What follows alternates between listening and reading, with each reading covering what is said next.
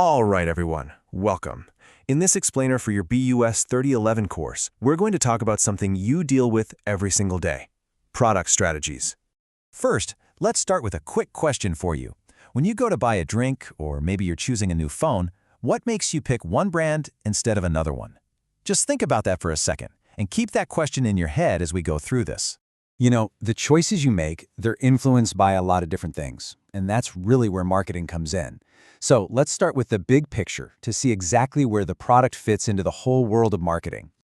Okay, so this is what we call the marketing mix. A good way to think about it is like a recipe that has 7 key ingredients. We often call them the 7 Ps. It covers everything from the price, the place you sell it, the promotion, and of course, the product itself. For a company to be successful, they really need to get this mix just right. Now, we could spend all day talking about that whole recipe, but for now, we're just going to zoom in on one of those ingredients, and it's a really important one: the product. So, what even is a product? Well, simply put, it's anything that a company offers to people to satisfy something they want or need. This could be a physical object, something you can actually hold, like your smartphone. Or it could be a service that you use, like your bank account or your mobile data plan. Okay, so now we know what a product is. Let's look at the different kinds of products out there. We're going to break down the 4 main categories of products that people like you and me buy all the time. These 4 types are convenience products, shopping products, specialty products, and finally, unsought products. Don't worry, we're going to break down what each one means right now. First up, we have convenience products. And the name really says it all, doesn't it? These are things you buy often, really quickly, and you don't put much thought into it at all. You need it, you see it, you buy it. It's all about speed and making it easy for you. Just think about grabbing a Vita Soy from a vending machine on a hot day, or when you quickly top up your Octopus card at a 7-Eleven before you jump on the MTR. You don't stand there for 5 minutes comparing different top-up machines, right? No way! You just do it. That is a convenience product. Next, we've got shopping products, and these are quite different. With these items, you slow down. You don't just grab the first one you see. Instead, you take your time, you compare the options, and you look at things like price, quality, features, and style. So, for example, if you're buying new sneakers, you might go to Sneaker Street in Mongkok and visit a few different shops. Or if you're getting a new smartphone, you'll probably go to Fortress or Broadway to compare the latest models. You're actually shopping around, and that's what makes it a shopping product. Our third type is specialty products. These are things that have such a strong brand name or such unique features that you are willing to make a special effort to go and buy that specific brand. So you're not just buying a watch. You're making a special trip to buy a Rolex. You're not just buying a bag. You're going all the way to Harbor City for a specific designer handbag. You won't accept something else instead. You'll travel further, and you'll probably pay more to get exactly what you want. And finally, we have unsought products. These are the things you don't usually think about buying. A lot of the time, you might not even know you need them until someone points it out to you. Think about things like life insurance or making a blood donation. They're not on your everyday shopping list.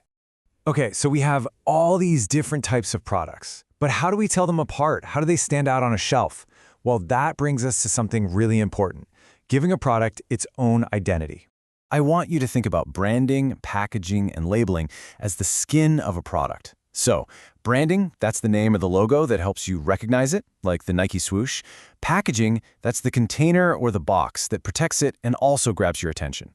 And labeling, that's all the text on the package that gives you important information.